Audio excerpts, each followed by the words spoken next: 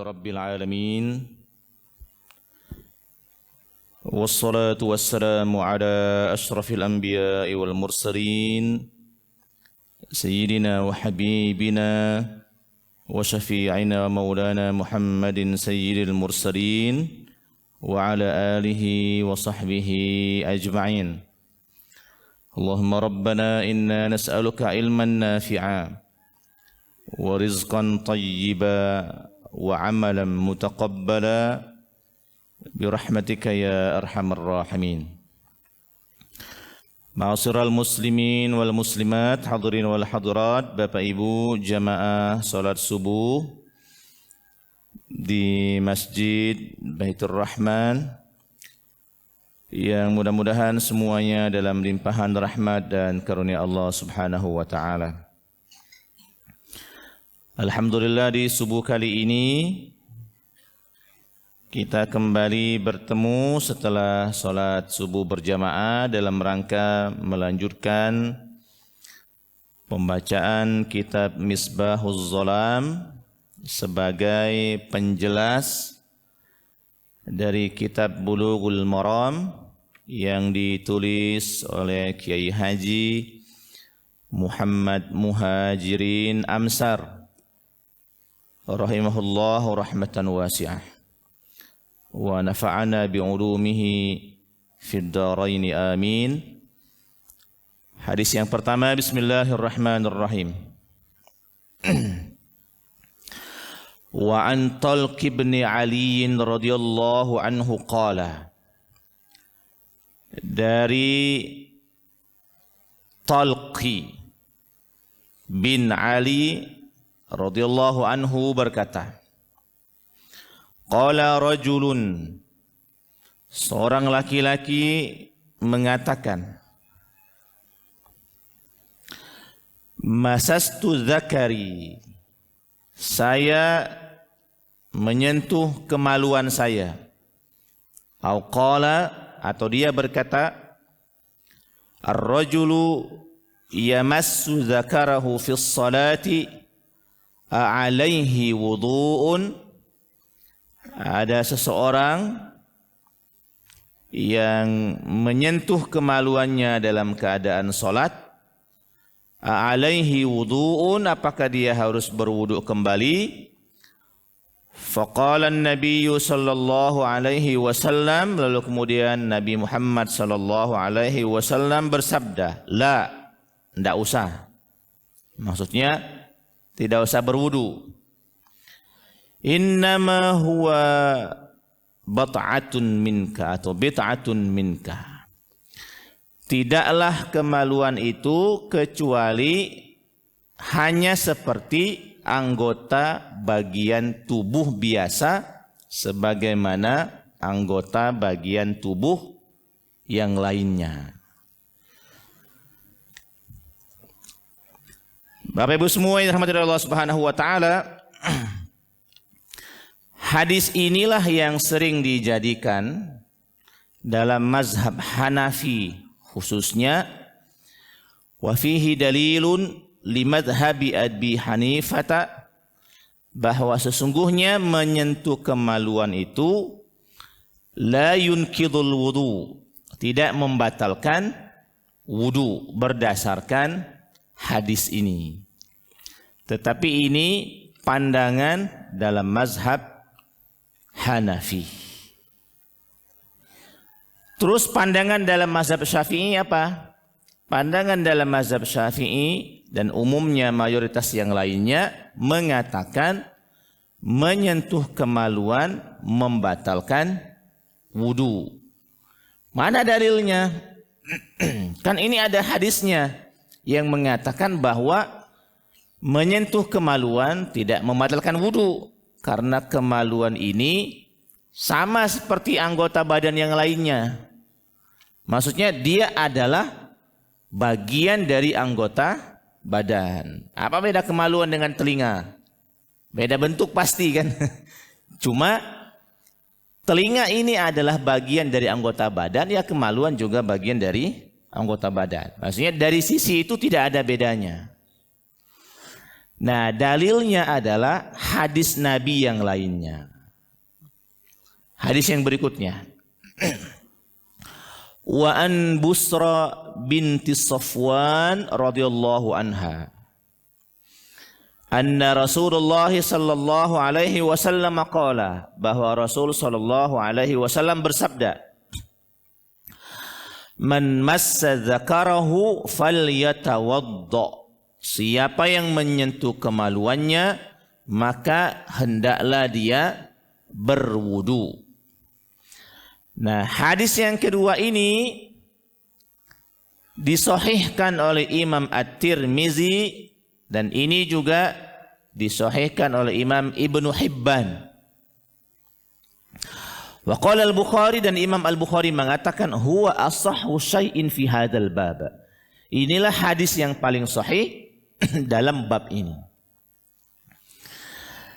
Sekarang hadis pertama mengatakan tidak batal. Hadis yang kedua mengatakan batal. Nah, dalam perkara ini istadalla Syafi'i wa man wafaqahu bi anna al-amra huna lil wujub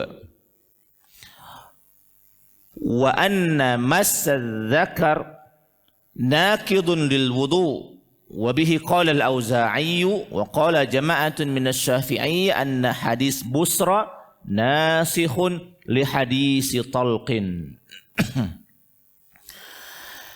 Dalam hal ini Imam Asy-Syafi'i dan para ulama yang sepakat, yang senada dengan Imam Asy-Syafi'i ini mengatakan bahwa perintah di sini bermakna wajib. Maksudnya fal yatawadda, perintah di sini artinya wajib, hendaklah dia berwudu. Dan hadis Busra, hadis ini kan diriwayatkan oleh Busra menghapus keberlakuan hadis Talqin yang tadi kita baca di awal. Nah, Bapak Ibu semua, di dalam kita belajar syariat, di dalam kita belajar Al-Quran, di dalam kita belajar hadis, kadang-kadang kita menemukan ada dua ayat Al-Quran atau ada dua hadis yang isinya bertentangan. Contohnya hadis ini. Ada dua hadis. Satu hadis mengatakan menyentuh kemaluan tidak batal wudu. Hadis yang kedua mengatakan mereka yang menyentuh kemaluan harus berwudu. Nah, fenomena seperti ini biasa terjadi. Maksudnya jangan heran, jangan lalu tiba-tiba kecewa. Kenapa di dalam Al-Quran dan di dalam hadis kok isinya bertentangan, tidak senada? Apakah Al-Quran kita ada salahnya, tidak konsisten? Apakah Rasul juga tidak konsisten? Sekali ngomong batal, sekali ngomong tidak batal. Nah, di dalam cara kita belajar agama, cara kita belajar syariat, di antaranya, tapi ini di antaranya bukan seluruhnya, di antaranya ada konsepsi yang kita sebut dengan nasikh wal mansukh, dan ini kita pelajari dalam keilmuan syariah. Baik di ulumul Quran, di ilmu-ilmu Al-Quran kita belajar tentang nasikh dan mansukh, walaupun atau di dalam ulumul hadis, di dalam ilmu hadis. Nasikh artinya adalah dalil yang menghapus, mansukh artinya adalah dalil yang dihapus. Apanya yang dihapus? Yang dihapus itu sekurang-kurangnya adalah keberlakuannya, walaupun hadisnya masih, walaupun ayatnya masih. Jadi yang dihapus adalah keberlakuan. Nah, sekarang kalau ada yang nanya, untuk apa dalil menghapus dalil? Nah, inilah proses pensyariatan yang terjadi di dalam agama kita. Proses pensyariatan. Sama seperti misalnya di dalam Al-Quran, proses pengharaman minuman keras itu ayatnya ada semua di dalam Al-Quran. Ayatnya ada semua di dalam Al-Quran. Mulai dari ayat yang memberikan isyarat bahwa khamr itu belum diharamkan, sampai akhirnya ayat terakhir yang turun yang mengatakan bahwa khamr itu dilarang. Ini ayatnya ada semua. Bahkan ini ada 4 tahapan proses pengharaman khamr. Tapi ayat yang berlaku adalah ayat yang terakhir. 3 ayat yang pertama masih ada di dalam Al-Quran, tetapi keberlakuannya sudah tidak berlaku. Dan kalau kita belajar syariat, ayat mana yang harus kita jadikan sebagai standar hukum? Ayat terakhir. Lalu kemudian 3 ayat pertama gunanya untuk apa? 1, untuk pengetahuan bahwa di dalam syariat ini memberlakukan syariat itu bertahap. Untuk pengetahuan yang pertama. Dan yang kedua, untuk dakwah. Untuk dakwah. Yang kita pegang ayat tentang pengharaman syariat. Bukan pengharaman syariat. Yang kita pegang ayat tentang pengharaman khamr. Tetapi misalnya Ustadz Dery Sulaiman misalnya, tahu beliau bahwa ayat yang terakhir itu haram hukumnya khamr. Tapi dalam cara beliau berdakwah di lingkungan mereka-mereka yang senang mabuk, kita butuh prosesnya. Biarkan misalnya orang-orang tersebut masih minum, tapi sudah agak jarang. Biarkan dulu misalnya mereka masih pada akhirnya sesekali minum, walaupun sudah lebih jarang lagi. Nah, hingga pada akhirnya kita kunci dia misalnya untuk meninggalkan keharaman khamr selamanya. Jadi ini adalah proses dakwah. Nah, sama juga lah kasusnya dengan hadis tentang apakah menyentuh kemaluan batal wudu atau tidak. Pertama-pertama Rasul mengatakan tidak batal. Kenapa tidak batal? Karena proses syariat toharo dan syariat solat itu semakin disempurnakan. Di awal-awal pensyariatan solat, kalau semuanya diberlakukan jeblek dari A sampai Z, ini sulit. Maka butuh kebertahapan. Akhirnya secara bertahap, sampai akhirnya proses pensyariatan ibadah toharo dan ibadah solat ini selesai, maka dia jadi sempurna. Nah, dalam hal ini, walaupun tetap ada perselisihan di antara para ulama batal atau tidaknya, yang jelas menurut mazhab Syafi'i dan umumnya para ulama yang lainnya mengatakan bahwa menyentuh kemaluan membatalkan wudu. Sekarang kita baca. Wa qala Malik. Imam Malik mengatakan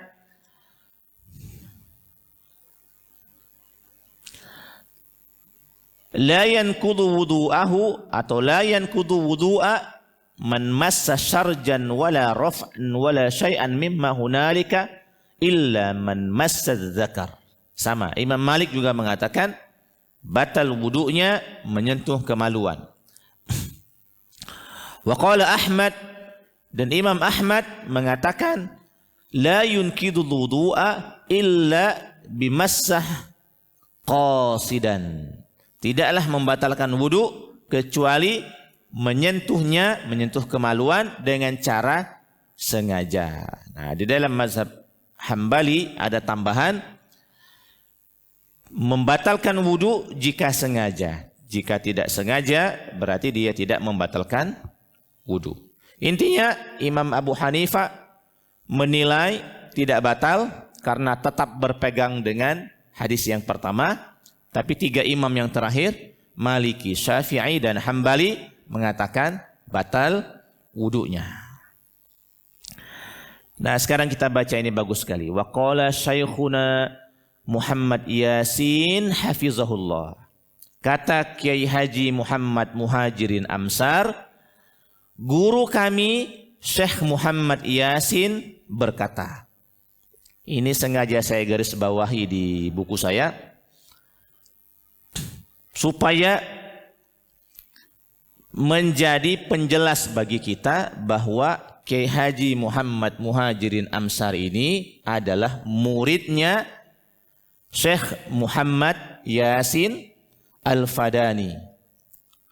Gurunya Syekh Muhammad Yasin Al-Fadani. Syekh Muhammad Yasin Al-Fadani ini orang Padang. Dan beliau ini adalah salah seorang ulama ternama Nusantara. Bukan hanya orang Indonesia yang mengambil ilmu dari beliau, tetapi ulama-ulama dunia yang lain juga mengambil ilmu lewat jalur beliau. Jadi kalau seandainya ilmu itu adalah berdasarkan sanad, maka sanad keilmuan ulama Nusantara yang juga banyak diambil oleh ulama-ulama dunia, termasuk Syekh Ali Jumu'ah diantaranya, ulama Azhar yang besar, yang sampai sekarang ini menjadi orang ternama, menjadi orang besar, juga salah satunya atau beberapa jalur keilmuannya mengambil jalur keilmuan Syekh Muhammad Yasin Al-Fadani. Saya secara pribadi baru 2 ketersambungan saya pribadi dengan Syekh Muhammad Yasin Al-Fadani. Yang pertama adalah kitab Aqidah Thahawiyah, sampai juga lah akhirnya ke Syekh Yasin Fadani yang kami pelajari. Lalu kemudian yang kedua adalah sanad riwayat Sholawat Nariyah. Saya dapat sanad Sholawat Nariyah dari salah seorang guru yang kemudian sanadnya sampai ke Syekh Muhammad Yasin Al-Fadani.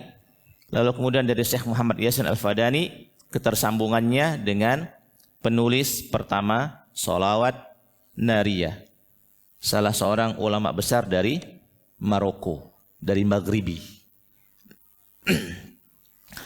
Saya ulang lagi. Qala Syekhuna Muhammad Yasin hafizahullah. Syekh Muhammad Yasin Al-Fadani mengatakan,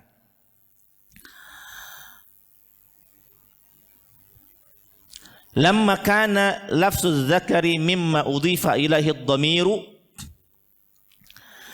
fal idhafatu amaratun lil umum. Karena kosakata az-zakaru ini masuk dalam kategori kosakata umum, maka kata Syekh Muhammad Yasin Al-Fadani, fayankudu wudu'uhu man massa kulla zakarin. Maka dianggap batal bagi siapa yang menyentuh umumnya kemaluan. Sawa'an kana zakarahu au zakara ghairihi, baik itu kemaluan dia sendiri atau kemaluan orang lain, saghirun au kabiran, baik anak kecil maupun orang besar, muttasilan kana au munfasilan, baik yang masih bersambung atau yang sudah terputus, hayyan kana au mayyitan, baik orangnya masih hidup atau orangnya sudah meninggal dunia, semuanya dianggap batal. Kok pikiran ulama kita sampai ke situ ya? Gimana ceritanya orang menyentuh kemaluan orang lain? Nah, ini kan terkait dengan pekerjaan nanti. Tukang sunat. Tukang sunat kalau dia tidak pakai sarung tangan, dia pegang kemaluan orang lain, maka batal wudunya. Lalu kemudian kemaluan yang sudah terpotong, bagian kemaluan yang sudah terpotong, sama juga. Ada ibu-ibu, bapak-bapak nyapu misalnya, bekas orang sunat, ada satu nyampak, diambilnya misalnya, nah itu batal wudunya. Itu batal wudunya. Berarti dia sudah kemaluan yang terputus. Atau orang memandikan mayit, memandikan jenazah, dia pegang kemaluannya tanpa sarung tangan misalnya, maka batal wudunya. Kalaulah seandainya orang itu memandikan mayit dalam keadaan berwudu. Jadi begitu panjang cara berpikir para ulama kita. Terkesan lucu memang. Cuma ternyata sedetail itu pandangan beliau-beliau. Itulah mengapa akhirnya pendapat-pendapat dari ulama kita ini lintas zaman. Walaupun sudah tahun 2023, tapi cara berpikir beliau itu melampaui umur-umur beliau-beliau. Sudah meninggal dunia orang-orangnya, tetapi konsep berpikirnya masih layak untuk kita dengar sekarang ini. Nah, ini Syekh Muhammad Yusuf atau Syekh Muhammad Yasin Al-Fadani rahimahullah rahmatan wasi'ah. Ada salah seorang murid beliau yang masih hidup di Indonesia ini, yang bertemu langsung dengan beliau ini. Masih ada di Jakarta. Dan sebenarnya yang menyambut keilmuan Syekh Muhammad Yasin Al-Fadani ini salah satunya adalah ulama muda Indonesia kita yang saat ini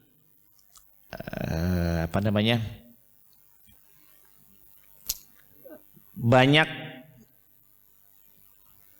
diajak diskusi ulang oleh para kiai-kiai kita. Mungkin inilah fitnah orang-orang yang berilmu. Kadang-kadang ada sisi aneh-anehnya gitu. Beliau banyak mengambil, mewarisi keilmuan-keilmuan yang sanadnya sampai ke Muhammad Yasin Al-Fadani. Beliau adalah guru kita Buya Ar-Razi Hashim. Secara sanad, banyak sanad beliau sampai ke Muhammad Yasin Al-Fadani. Tetapi walaupun akhirnya ujian keilmuan harus sampai akhirnya pada taraf, akhirnya beliau-beliau ini banyak dikoreksi oleh guru-guru yang lain.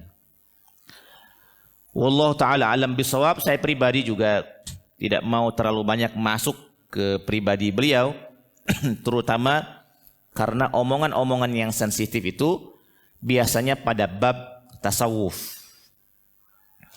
Kalau dalam bab fikih gampang kita mengoreksinya karena ini bab zahir. Tapi kalau bab tasawuf agak susah kita mengoreksinya. Apalagi saya pribadi bukan orang yang intens dalam dunia tasawuf. Jadi kita biarkan ulama-ulama, kiai-kiai yang intens dalam dunia tasawuf untuk memberikan koreksi terhadap misalnya kejanggalan-kejanggalan yang terjadi yang muncul dari sebagian-sebagian ustadz besar kita terutama ya. Secara umum muda beliau ini seumur dengan saya. Buya Ar-Razi Hashim seumur dengan saya pribadi. Baik, jadi itu kesimpulannya Bapak Ibu semua. Menurut mazhab Syafi'i batal wudunya, dan umumnya ulama yang lainnya batal wudu karena menyentuh kemaluan. Hadis yang berikutnya, Bismillahirrahmanirrahim. Wa an Jabir ibni Samurah, dari Jabir bin Samurah radhiyallahu anhu, anna rajulan sa'ala an-nabiyya sallallahu alaihi wasallam, bahwa Nabi Muhammad sallallahu alaihi wasallam ditanya oleh salah seorang laki-laki, atawaddau min luhumil ghanam, apakah kami harus berwudu setelah makan daging kambing? Qala, kata Rasul, in syi'ta, kalau kamu mau boleh berwudu setelah makan daging kambing. Qala, kemudian laki-laki ini bertanya lagi, atawaddau min luhumil ibili, apakah saya harus berwudu setelah makan daging onta? Qala, kata Rasul, na'am, iya, berwudu. Akhrajahu Muslim, hadis riwayat Imam Muslim. Nah, hadis ini ma'asyiral muslimin, wabihi ajba'atil ummatu ala annahu la yajibul wudu bi akli lahmil ghanam. Seluruh ulama sepakat tidak wajib berwudu setelah habis makan daging kambing. Wa qisbihi baqiyatal luhumi, dan kiaskan saja daging-daging selain dari daging kambing, daging ayam, daging bebek, daging angsa, daging rusa, daging burung, berarti juga tidak wajib berwudu. Karena tidak wajib berwudu, maka itu berarti memakan daging kambing sepakat para ulama tidak batal wudunya. Memakan daging kambing, makan daging ayam, seluruh yang makan tidak batal. Makan ringan tidak makan berat tidak batal, apalagi makan ringan. Dia tidak batal. Tetapi ustudilla al-hanabilatu atau istadalla al-hanabilatu ala wujubil wudu'i bi akli lahmal jazuri atau bi akli lahmil jazuri khilafan lisyafi'i wa Malik wa Abi Hanifah. Tetapi apakah memakan daging onta wajib berwudu?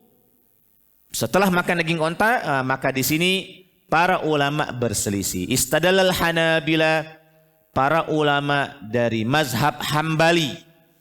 Para ulama dari mazhab Hambali berpendapat wajib berwudu setelah makan daging onta. Wajib berwudu setelah makan daging onta. Khilafan, berbeda dengan mazhab Syafi'i, Malik dan Abu Hanifah. Tetapi mayoritas ulama, terutama dalam mazhab Syafi'i, mengatakan tidak wajib berwudu seperti wudu kita sholat. Tetapi yang dimaksud oleh Rasulullah sallallahu alaihi wasallam ini, wa hamalu ala annal wudu'a huna wudu lughawi. Tetapi wudu yang dimaksud oleh Rasul sallallahu alaihi wasallam dalam hadis ini bukan wudu seperti kita mau sholat, tetapi wudu secara bahasa. Apa wudu secara bahasa? Al-wudu'u lughatan an-nazafatu, bersih-bersih. Maksudnya setelah makan daging, terutama daging onta, bersih-bersihlah. Maksudnya kumur-kumur, cuci tangan, itu maksudnya. Bukan wudu sebagaimana kita wudu untuk sholat. Kita misalnya habis kondangan, makan daging. Memang kita belum pernah makan daging onta kan? Makan daging onta. Maka yang bagus itu adalah jangan langsung sholat, tapi wudu lughatan, bersih-bersih dulu, kumur-kumur, cuci tangan. Kalaulah seandainya mau wudu beneran, itu sunnah, tidak wajib. Tajdidul wudu, memperbaharui wudu, walaupun kita masih berwudu, itu boleh. Dan saya perhatikan teman-teman dari jemaah tabligh banyak yang melakukan itu. Maksudnya memperbaharui wudu walaupun wudunya masih ada. Dengan catatan kalau airnya banyak. Kalau airnya sedikit, memperbaharui wudu tidak dianggap sebagai sebuah kesunnahan. Karena kita memprioritaskan orang-orang yang memang belum berwudu. Nah, ini ajaran Rasul sallallahu alaihi wasallam. Hikmahnya apa? Wallahu taala a'lam bissawab. Kalaulah seandainya ada yang mengatakan karena daging onta ini lebih panas daripada daging-daging yang lain, maka tubuh kita butuh didinginkan. Ini sebagian ada yang saya dengar begitu. Itu hikmah namanya. Itu hikmah. Jadi perkara ajaran Rasul sallallahu alaihi wasallam yang pada waktu itu misalnya belum diketahui hikmahnya, itu para sahabat rata-rata sami'na wa ata'na, dengar saja. Banyak di antara para ulama juga yang akhirnya memilih misalnya pendapat dari mazhab Hambali yang mewajibkan berwudu setelah makan daging unta. Allah taala alam bisawab. Saya pribadi juga belum pernah makan daging unta. Mungkin Pak Fadlah sudah makan karena sudah balik haji. Hadis yang ketiga. Bismillahirrahmanirrahim. Wa an Abi Hurairah radhiyallahu anhu qala Rasulullah sallallahu alaihi wasallam, Rasul sallallahu alaihi wasallam bersabda, man ghassala maitan falyaghtasil. Siapa yang memandikan jenazah, falyaghtasil, maka hendaklah dia mandi. Mandi besar. Mandi besar itu mirip mandi wajib. Mandi besar. Mandi sebesaan, bukan mandi kecil, bukan. Waman hamalahu, dan siapa yang membawa jenazah, falyatawaddo, maka hendaklah dia berwudu. Jadi pesan Rasul, siapa yang sudah mandikan jenazah, maka yang mandikan itu mandi, harus mandi. Dan siapa yang cuma membawa jenazah, dia hendaklah berwudu. Ikhtalafal ulama'u fil amri huna. Perintah di dalam hadis ini oleh para ulama diperselisihkan. Apakah perintah ini wajib dilakukan? Apakah perintah ini sunnah dilakukan? Misalnya ada guru ngomong ke murid-muridnya, besok bawa kamus, jangan lupa besok bawa kamus bahasa Arab. Kira-kira perintah ini wajib atau sunnah dalam memahami perintah guru ini? Jadi biasa dalam cara kita memahami teks, baik teks yang berasal dari manusia atau teks syariat yang berasal dari Allah Subhanahu wa taala dan Rasulnya, akal kita akan mencerna, ini perintah wajib atau tidak. Nah, disinilah letak risetnya para ulama. Para ulama itu melakukan riset terhadap perintah-perintah yang ada di dalam Al-Quran, terhadap perintah-perintah yang ada di dalam hadis. Apakah hukumnya semuanya wajib atau gimana? Atau ada yang wajib, ada yang sunnah, ada yang mubah. Ditelitilah oleh para ulama, riset besar-besaran. Dan hasil riset mereka itulah yang tertuang di dalam fikih. Kalau yang hukumnya wajib, berarti ini perintahnya wajib. Kalau yang hukumnya sunnah, berarti ini perintah hukumnya sunnah. Jadi kalau saya pribadi akan lebih nyaman ketika kita mencukupkan diri dengan risetnya para ulama. Kenapa? Satu, karena kita bukan ulama. Jadi untuk apa melakukan riset? Untuk apa melakukan riset ulang? Sedangkan yang kita riset ini adalah hasil risetnya para ulama. Kalau kita mengkaji ulang, ini kebodohan yang ditampakkan. Saya bukan dokter misalnya. Kemudian saya mencoba untuk meriset ulang obat bius misalnya.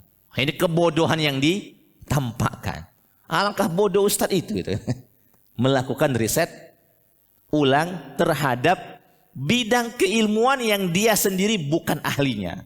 Nah, itu bahasa Palembangnya buyan gitu. Buyan. Dan ternyata banyak orang buyan ini yang berusaha mengoreksi Imam Asy-Syafi'i, yang berusaha mengoreksi Imam Malik. Dia bukan ulama, tapi dia mengoreksi ulama. Kalau mau mengoreksi, sekurang-kurangnya lah ya, apple to apple lah. Jadi setarakan dulu diri, baru kemudian lakukan koreksi. Di dalam dunia akademik misalnya, kita kadang-kadang mendapati para calon doktor ini, calon doktor ya, kadang-kadang melakukan reinterpretasi, melakukan penafsiran ulang, melakukan kajian ulang atas kesimpulan dari riset-riset para ulama. Nah, ini kadang-kadang agak sensitif. Agak sensitif. Di satu sisi memang di dalam dunia akademik menghendaki pembaharuan, tapi di sisi lain kalau calon doktor ini modal risetnya hanya lebih banyak copy paste-nya misalnya ya, saya khawatir ini tidak sopan dan tidak beradab dengan hasil kajian para ulama yang akhirnya diriset oleh calon sarjana ini. Ya, maksudnya dalam hal ini, karena saya juga calon sarjana, saya berusaha menempatkan diri saya pribadi bukan selevel dengan mereka yang akhirnya harus mengoreksi. Kalaulah seandainya ada temuan-temuan baru, maka saya akan menggunakan bahasa-bahasa yang kira-kira tidak menciderai saya yang bukan ulama yang harus menambahkan beberapa kosakata misalnya dari risetnya para ulama yang sudah ada. Nah, baik, sekarang siapa yang memandikan jenazah, kata Rasul, mandilah, dan siapa yang membawa jenazah, berwudulah. Kira-kira ini perintah ini wajib atau tidak? Ikhtalafal ulama'u fil amri huna. Para ulama kita dalam hal ini tidak satu kesimpulannya. Fa'an Syafi'i wa Maliku, Imam Asy-Syafi'i dan Imam Malik menilai annal ghusla wal wudu mustahabbun. Wa hamalu annal amra huna lil istihbab. Imam Syafi'i dan Imam Malik menilai bahwa perintah di dalam hadis ini mustahab. Mustahab itu sesuatu yang disukai, bukan sesuatu yang wajib. Maka sudah bisa kita pastikan nanti apa hukumnya. Apa hukumnya mandi setelah memandikan mayit? Pasti nanti hasilnya dalam mazhab Syafi'i dan dalam mazhab Maliki hukumnya sunnah, tidak wajib. Apa hukumnya wudu setelah membawa jenazah? Maka dalam mazhab Syafi'i hukumnya sunnah, bukan wajib. Wa qala Abu Hanifah, dan Imam Abu Hanifah mengatakan innahu la yustahabbu wa la yajib. Bahkan kesimpulan Imam Abu Hanifah ini agak unik.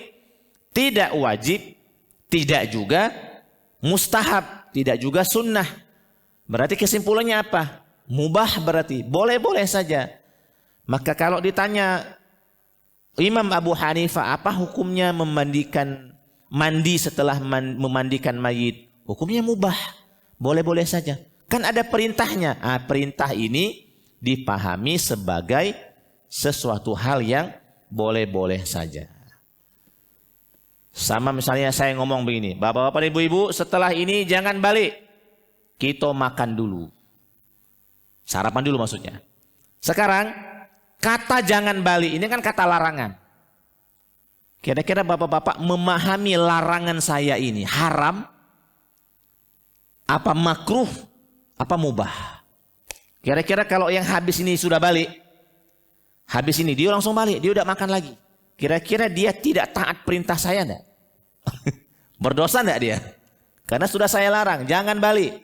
Masih balik. Apakah hukumnya haram balik? Karena saya sudah melarang. Apa hukumnya makruh balik? Apa hukumnya boleh-boleh saja balik? Nah, ini riset kosakata, riset kata. Ini kajiannya kajian usulul fikhi. Kajian ini adalah kajian usul fikih. Ini kajian yang mengkaji, berusaha memahami perkataan. Baik perkataan Allah, Rasul maupun perkataan manusia biasa. Ada bacaan, tidak boleh masuk kecuali staf. Sekarang kalau yang bukan staf masuk, boleh tidak? Kalau seandainya boleh tapi izin, berarti kan kata ini masih bisa ditafsirkan. Bukan berarti tidak boleh niat. Masih boleh tapi izin dulu. Kalau kita cuma berdasarkan tidak boleh masuk kecuali staf. Saya bukan staf, tidak boleh masuk. Walaupun sudah diizinkan. Kalau kita hanya berdasarkan dari tekstualnya. Gitu kan. Tetapi dalam penafsirannya ternyata berbeda. Wa qala Ibnu Qudamah Al-Hambali. Imam Ibnu Qudamah dari mazhab Hambali mengatakan di dalam internal ulama-ulama mazhab Hambali juga terpecah dua. Ada yang memahaminya wajib, ada yang memahaminya tidak wajib. Ala kulli hal, karena kitab Misbahuz Zalam ini ditulis oleh ulama yang bermazhab Syafi'i, akhirnya kita titik poinkan, kita zoom pendapat dalam mazhab Syafi'i bahwa mandi setelah memandikan jenazah hukumnya sunnah, dikerjakan dapat pahala, tidak dikerjakan tidak berdosa.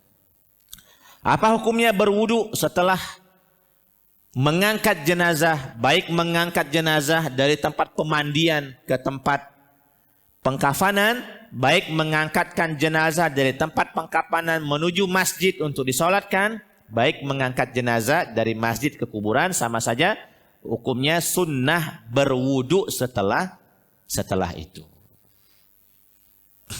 Ini terutama setelah memandikan jenazah, memang sebaiknya mandi. Karena saat kita memandikan jenazah, kita sedang menyentuh tubuh orang. Apalagi memandikan jenazah versi orang kita. Itu tidak pakai sarung tangan. Karena ada kesan di masyarakat kita ini, apalagi yang meninggal dunia ini bapak kita dewek. Memandikan jenazah pakai sarung tangan, ada kesan yang tidak tertulis di masyarakat kita ini. Alang kecak gerotnya, gitu kan? Alang kecak apa namanya? Alang kecak takutnya nyentuh badan bapak dewe. Ada kesan seperti itu. Walaupun sebenarnya kesan ini bagi saya pribadi harus dilawan. Dah, ini bukan masalah gerot dak gerot. Ini bukan masalah dak berani. Ini bukan perhitungan, bukan. Ini murni cara kita lebih bersih dalam mengurus jenazah. Maka saya pribadi lebih setuju, walaupun yang memandikan jenazah ini anak dewe, istri dewe, ibu dewe, bapak dewe, memandikan jenazah, saya pribadi ya, boleh setuju boleh tidak, tetap lebih utama pakai sarung tangan. Karena kita bakal menyentuh tempat-tempat sensitif, sumber kuman, apalagi kalau seandainya di badan ada sedikit penyakit, ada koreng segala macam, itu lebih aman disentuh dengan sarung tangan. Apalagi yang mencuci bagian perut ke bawah, itu orang kita senian-nian mencucinya itu. Itu dipegang kemaluannya. Duburnya dibersihkan. Ini ngalahkan mandinya orang hidup ini kan. Ngalahkan mandinya orang hidup. Ditekan-tekan, digasak-gasak gitu kan. Orang kami nyebutnya merdoni. Merdoni. Itu butuh kita. Karena itulah akhirnya lebih bagus dan sangat bagus sekali sudah mandikan jenazah. Kita mandi sebagaimana orang mandi wajib. Mandi besar. Cuma beda di niat baik. Seluruh badan, seluruh kepala. Kalau bisa mandi. Supaya kita terbebas kira-kira ya bersih. Dari seluruh kuman-kuman yang mungkin ada saat kita memandikan jenazah. Saya juga pada waktu bapak kami meninggal, saya memandikan jenazah dan kebetulan saya yang berada di posisi perut ke bawah. Karena memandikannya di rumah, jadi kita memandikannya berempat pada waktu itu. Ya, kita pasang kaki begini kan, mohon maaf. Lalu kemudian jenazah di sini. Nah, kemudian kita yang basuhnya. Tapi kalau ada tempat khusus, ya sebenarnya itu lebih praktis memandikan jenazah. Ditaruh di tempat khusus. Ini sendirian bisa, ini orang dua juga bisa memandikannya. Tapi karena kita tidak punya tempat itu, akhirnya kaki yang kita jadikan sebagai galangan untuk jenazah. Nah, baik Bapak Ibu semua, ini beberapa hadis, 4-5 hadis yang kita baca di subuh kali ini masih berkaitan dengan amalan sehari-hari kita, berkaitan dengan tohara, tetapi ini konsepnya bukan langsung ke fikihnya, tapi kita dulu baca hadisnya. Dari hadis baru kita baca kesimpulan fikihnya dari para ulama. Kalau fikih murni biasanya dia hukum dulu baru kemudian dalil. Kalau ini kita baca dalilnya dulu baru kemudian kesimpulan hukumnya. Mohon maaf atas segala kesalahan dan kekurangan, kepada Allah Subhanahu wa taala kita mohon ampun. Saya kira kita belum bel ya. Masih ada waktu 9 menit lagi. Jika ada yang pengen ditambahkan 10 menit lagi, yang ditanyakan kami persilahkan sebelum kita istirahat. Ya, dimulai dengan yang paling dekat dengan mic dulu. Assalamualaikum warahmatullahi wabarakatuh. Wassalamualaikum warahmatullahi wabarakatuh.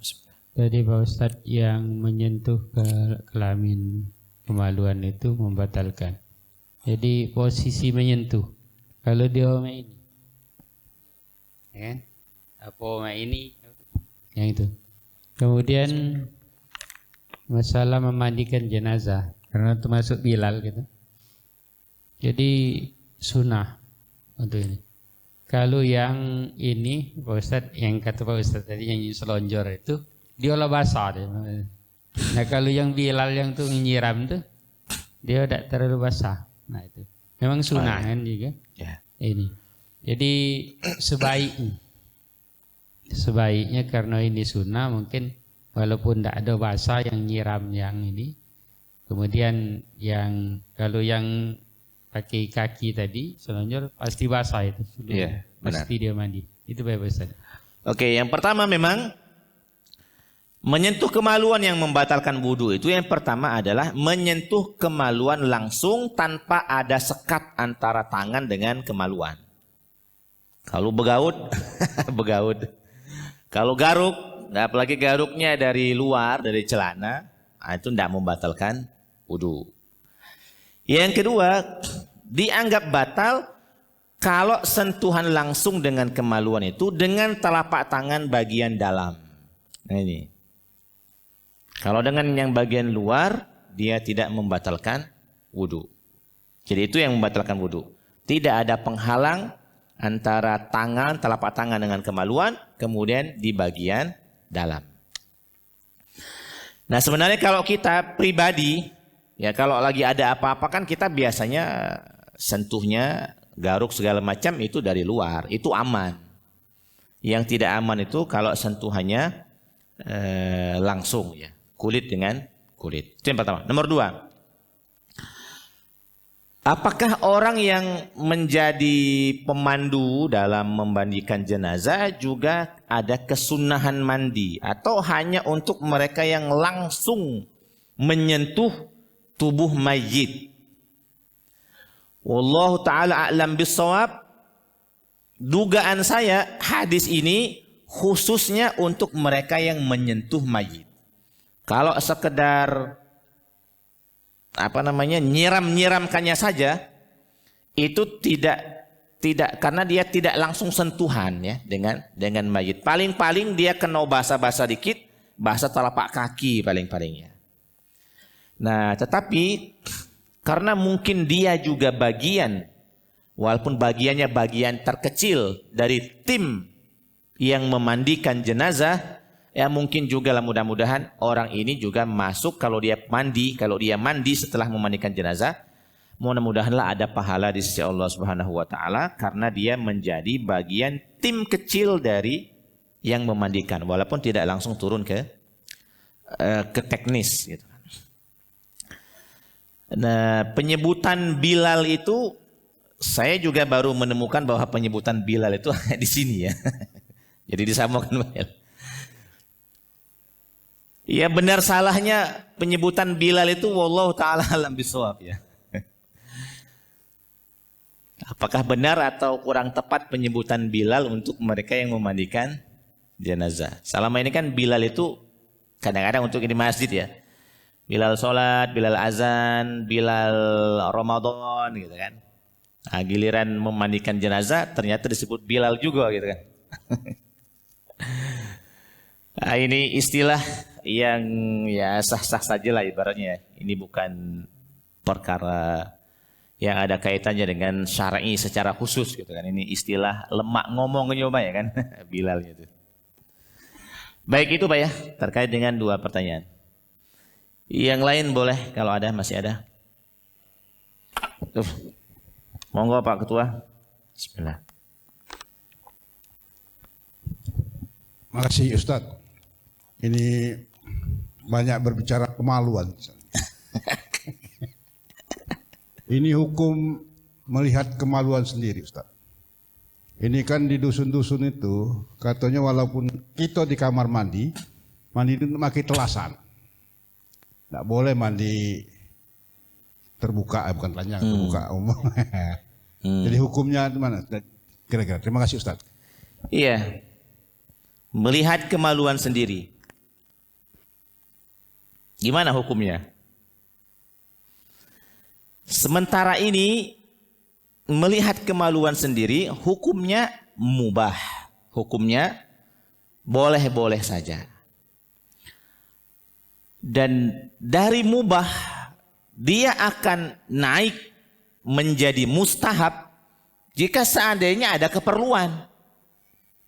Jika ada keperluan yang kalau kita tidak melihatnya justru bakal membuat mudarat, maka justru dia mustahab dalam kondisi itu. Misalnya ada yang nak marhaba misalnya, marhaba. Istilah kawan marhaba. Kalau ada yang nak marhaba, ya dijingok lah kan. Jangan ada dijingok, karena kalau tidak dijingok, luka kakek. Tapi secara umum melihatnya mubah. Adapun tentang tidak boleh ada peringatan, ada himbauan, jangan mandi walaupun di dalam kamar mandi tanpa ada kain, tanpa ada telasan, tanpa ada basahan yang menutupi tubuh. Ini semata-mata adalah demi kesempurnaan adab saja. Demi kesempurnaan adab. Bahwa memang kalaulah seandainya tidak ada orang yang melihat, maka Allah Subhanahu wa ta'ala dan para malaikatnya itu melihat. Sehingga kalau kita tidak misalnya merasa malu dengan sesama makhluk, sekurang-kurangnya kita merasa malu dengan Allah Subhanahu wa ta'ala dan dengan para malaikatnya. Jadi ini hanya demi kesempurnaan akhlak. Sama seperti, mohon maaf, mereka yang melakukan hubungan suami istri juga dihimbau untuk masih ada bagian kain yang menutupi sebagian anggota tubuh. Kita tidak ada yang melihatnya, manusia makhluk tidak ada yang melihatnya, tetapi kita tetap beradab dengan makhluk-makhluk Allah, terutama malaikat-malaikatnya dan seterusnya. Makanya ada kesunahan tetap menutupi bagian-bagian, jangan 100% tidak ada sama sekali.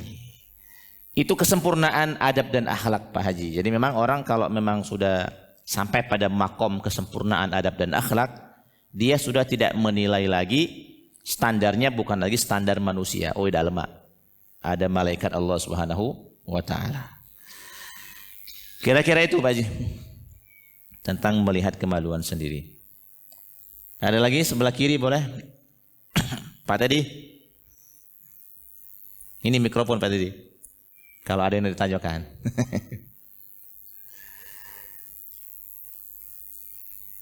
Cukup? Semenit lagi bel. Semenit lagi bel. Kalau tidak ada kita cukupkan, karena kata Pak Fadla bel di Baitur Rahman ini sudah dilebihkan. Jadi begitu bel berarti sudah boleh sholat sunnah syuruk. Nah itulah pakamnya pengurus Baitur Rahman gitu kan, sudah mengkondisikan supaya orang benar sholat syuruknya gitu kan. Karena kalau sholat syuruknya bertepatan dengan matahari terbit memang tidak boleh sebenarnya. Memang harus dilebihkan gitu. Subhanakallahumma rabbana wa bihamdika asyhadu an la ilaha illa anta wa astaghfiruka wa atubu ilaik. Assalamualaikum warahmatullahi wabarakatuh.